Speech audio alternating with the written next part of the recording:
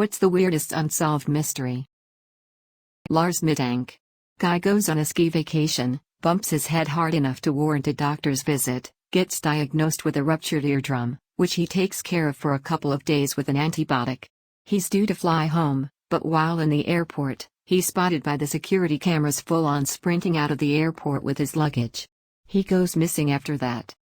I'm pretty sure it was mental issues that came from bashing his head, and he got full-on paranoid and ran away from his enemies. Other theories are that he was involved in drug smuggling, so he ran when he had the chance. Another theory is that he was the target of black market organ harvesting, young guy with good organs and a tourist, yup, as he sees the airport doctor before boarding his plane home and the doctor advised him not to fly. It's crazy weird. He has contact with a lady in the beginning of the video, plus he's carrying his backpack and his luggage. He goes to see the airport doctor. It cuts back to him running through the airport, he's straight up sprinting for it, now without his luggage and stuff. Outside, he's still running, until he hits the parking lot and he seems to slow down here. As soon as he hits the fence, he starts full-on sprinting again. Young man that worked for GCHQ and was attached to work at MI6. Didn't clock in at work for a few days, so the police went to check in on him. They find his body in a bag, in the bathtub. The bag was padlocked shut and the key was in the bag, under the body. Police concluded that it was nearly impossible for him to lock himself in the bag. The police are pretty sure he was murdered, but the case has gone pretty cold. 2015 developments. In September and October 2015, Boris Karpichkov, a former KGB agent who defected from Russia and who now lives in Britain, stated during interviews that sources in Russia have claimed that the Russian Foreign Intelligence Service, also known as the SVR, was responsible for Williams's murder. According to Karpichkov, the SVR tried and failed to blackmail Williams into becoming a double agent. 36. In response to the SVR's attempts, Williams apparently claimed that he knew the identity of a Russian spy inside the GCHQ. Karpichkov claimed that Williams's threat meant that the SVR then had no alternative but to exterminate him in order to protect their agent inside GCHQ. Regarding the cause of death, Karpichkov claimed that the SVR killed Williams by an untraceable poison introduced in his ear. Interesting story nonetheless. If this Karpichkov fellow is telling the truth, then Gareth Williams died a hero. My favorite is probably John Lang's case. Basically, a local activist posts regularly about the Fresno Police Department and about how they were plotting against him.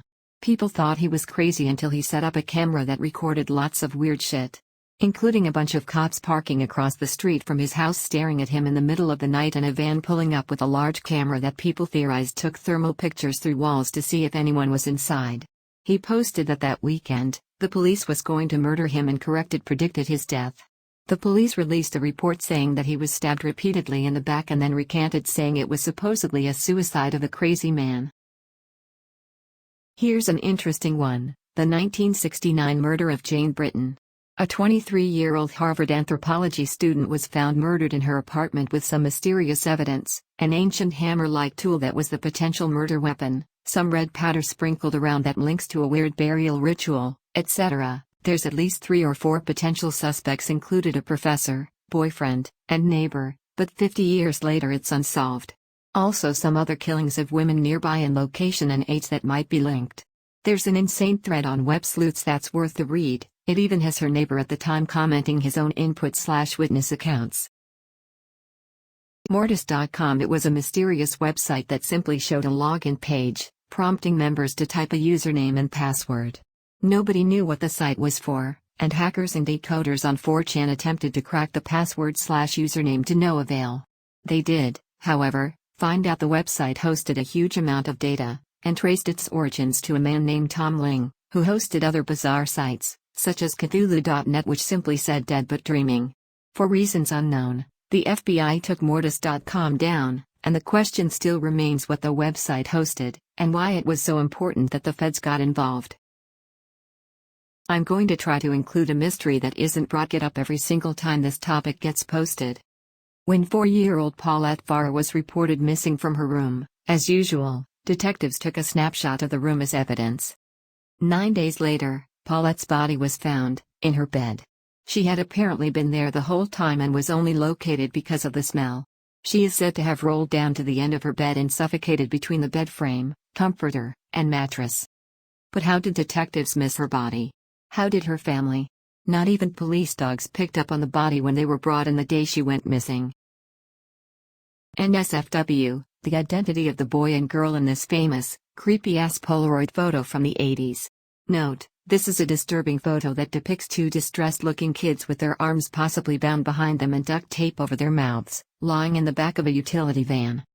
Based on what I've read, it's been ruled out that the kids in the photo are kidnap victims Tara Calico and Michael Henley, as was initially believed, but who are they? The photo is pretty well known, and if these were just random people who were just joking around, surely someone would have come forward by now to say that was me, and it wasn't what it looked like. So if they were actual kidnap victims, who are they? Rebecca Zahow. Her boyfriend's son died falling off a balcony. Soon after, she's found hanging naked from a balcony at her boyfriend's home. It's ruled a suicide. But, she was a conservative woman who likely would not have gotten naked to commit suicide. The suicide note was not her handwriting.